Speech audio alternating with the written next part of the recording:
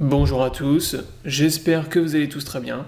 Aujourd'hui on se retrouve pour une nouvelle vidéo sur la chaîne de Jonathan, donc vidéo d'analyse hebdo sur le chart du Bitcoin. Comme chaque semaine on va analyser déjà ce qui s'est produit cette semaine sur le Bitcoin et on va également essayer d'anticiper les différents scénarios qui peuvent se produire pour la semaine prochaine. Avant de démarrer la vidéo, comme d'habitude, si vous souhaitez recevoir votre formation crypto gratuite, vous avez le lien dans la description sous la vidéo ou vous pouvez cliquer sur le i en haut à droite. Donc maintenant on va démarrer la vidéo d'analyse. Donc la semaine dernière on était rendu ici en fait, donc on avait cassé le wedge qu'on avait tracé en début du mois.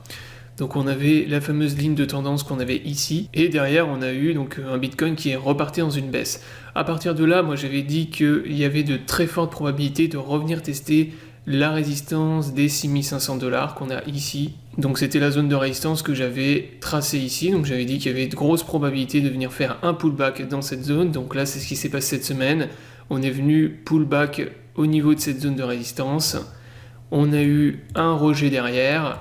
Donc là, il y avait deux possibilités, soit le Bitcoin était violemment rejeté au niveau de cette résistance et on repartait dans une tendance baissière avec prochain support les 5500 $, donc j'avais tracé ici, ou bien derrière on avait une cassure de la zone de résistance, on arrivait à repasser au-dessus et repartir dans une tendance haussière. Donc là c'est ce qui s'est passé, donc on a réussi à break notre résistance ici au niveau des 6500 $, après avoir fait le pullback, et vous avez un Bitcoin forcément derrière à la cassure de résistance qui est reparti dans une tendance haussière. Donc là c'est ce qu'on a eu cette semaine, donc un Bitcoin qui était plutôt haussier. On a eu également la cassure du fameux triangle qu'on a ici. Donc là c'est le triangle que je trace en blanc, donc en pointillé. Voilà, donc en pointillé blanc ici on avait également un triangle bull. Mais on a eu donc cette semaine ce qu'on appelle une fausse cassure, c'est-à-dire qu'on a réussi à break le triangle. Donc là il y avait énormément de gens acheteurs qui s'étaient positionnés et qui pensaient qu'on allait pump. Donc là c'est ce qui s'est produit, en fait on a eu un pump, mais derrière il y a eu un énorme rejet au niveau des 7300 $.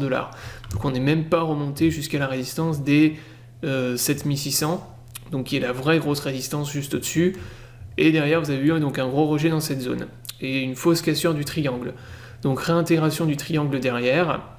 À partir de là, sur le groupe privé, moi j'avais partagé deux scénarios possibles. Soit vous avez, à la suite d'une réintégration comme ça du triangle, vous avez donc une extraction vers le bas, et à ce moment-là, si on break l'oblique inférieur du triangle, vous avez donc forcément derrière des gens qui vont se repositionner en vente, en position short, et de fortes probabilités de repartir dans une tendance baissière. Inversement, si on arrive à s'extraire vers le haut une nouvelle fois sur ce triangle et qu'on arrive à faire cette fois-ci une vraie cassure, donc pas de fausse cassure comme ce qui s'est produit cette semaine, on va cette fois-ci très forte probabilité de revenir tester la zone en rouge, donc notre fameuse résistance des 7500-7600 $. Dernière chose sur le Bitcoin, donc le pump, la fausse cassure du triangle de cette semaine nous a permis de dessiner un nouveau wedge, donc un nouveau rising wedge, qui est en jaune ici, donc vous voyez en jaune. Donc ça c'est toujours une consolidation bear, hein. C'est pour ça que moi depuis le début de cette hausse, pour moi je disais que cette consolidation était plutôt bear, qu'on était plutôt dans une consolidation de type bearish, et là c'est toujours le cas jusqu'à preuve du contraire. Donc pour invalider ce scénario-là, il faudrait qu'on arrive justement à casser justement cette zone de résistance ici en rouge. Donc les deux scénarios, c'est tout simplement extraction du pattern vers le haut. À ce moment-là on repart dans une tendance bullish, et là on aura validé un V-bottom, hein, avec zéro volume acheteur, ce qui est bizarre, mais on aura quand même validé un V-bottom. Puisque je le rappelle, et moi ce qui me fait un peu peur aussi sur cette hausse du Bitcoin, c'est que là on est reparti dans une hausse qui est quand même assez violente, donc très très impulsif, mais avec pratiquement aucun volume acheteur. Vous regardez les volumes en acheteur sont vraiment très très faibles. Donc là il y a divergence entre notre hausse depuis mars, depuis le moins 50% qu'on a fait en mars, avec une hausse de quand même plus 80%, et des volumes acheteurs qui sont ultra faibles, voire vraiment très très faibles, hein.